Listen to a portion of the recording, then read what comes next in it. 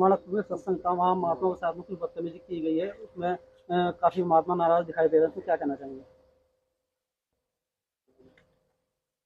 रात हमारा एक कार्यक्रम बागपत के पास था और जैसे ही ये मामला हमारे संज्ञान में आया तो मुझे बहुत दुख हुआ सुनकर।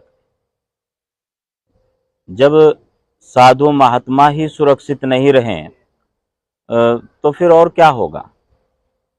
दूसरी बात यह है कि जिन लोगों ने भी इस घटना को अंजाम दिया है वो अच्छा नहीं किया उन्होंने। यदि उनको महात्मा जी की बात से कोई आपत्ति थी तो वो बातों के माध्यम से उस पर चर्चा करते, विचार करते। उनको साधुओं का अपमान नहीं करना चाहिए था। मैं इसकी कड़ी निंदा करता हूं और साथ ही हमारे महात्मा श्री मेघराज दास जी का अपमान नहीं है, ये पूरे संत समाज का अपमान है, सभी साधुओं का अपमान है। इनको जो ये बाना दिया है ये सतगुरु समनदास जी महाराज का दिया हुआ बाना है। ये उस बाने के ऊपर उंगली उन्होंने उठाई है।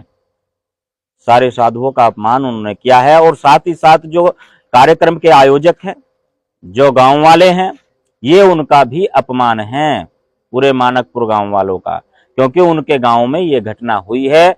इसलिए गांव मानकपुर वालों को इस बारे में शीघ्रता से कोई कदम उठाना चाहिए और जो लोग इस कार्य में, इस घृणित कार्य में शामिल है, जिन्होंने निंदनीय कार्य किया है, वो उनको आगे लेकर के आए।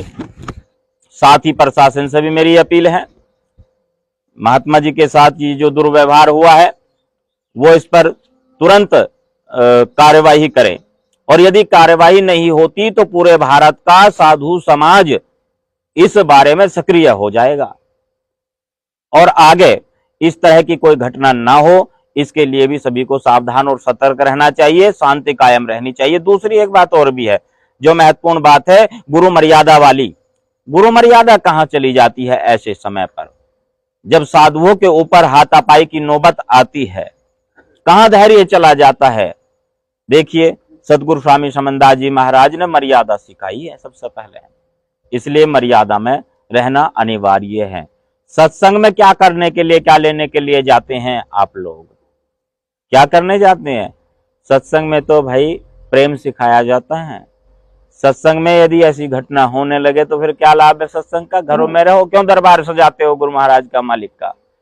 क्यों वहां पर जयकारे लगाते हो? क्यों वहां पर बंदगी करते हो? क्यों मत्था टेकते हो?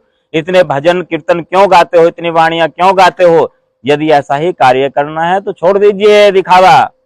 अंतर्गति राचे नहीं बाहर करे उजास, ते निर्दोष जख जाएंगे सतभाग्य रविदास। बाहर का दिखावा करने से कोई फायदा नहीं है। कल की घटना पर मैं दोबारा यही कहना चाहूंगा, जो हुआ है बहुत गलत हुआ है। पूरे साधुओं में, सभी संतों में बहुत ज्यादा रोष है इस बात को लेकर के। और यदि आपसी कोई मनमुटाव है या किसी बात पर सहमति नहीं बनती है तो उस पर विचार किया जा सकता है, उस पर चर्चा की जा सकती है। उस पर इस तरीके से साधुओं का अपमान कतई बर्दाश्त नहीं किया जाएगा, बिल्कुल भी। धन्यवाद जी।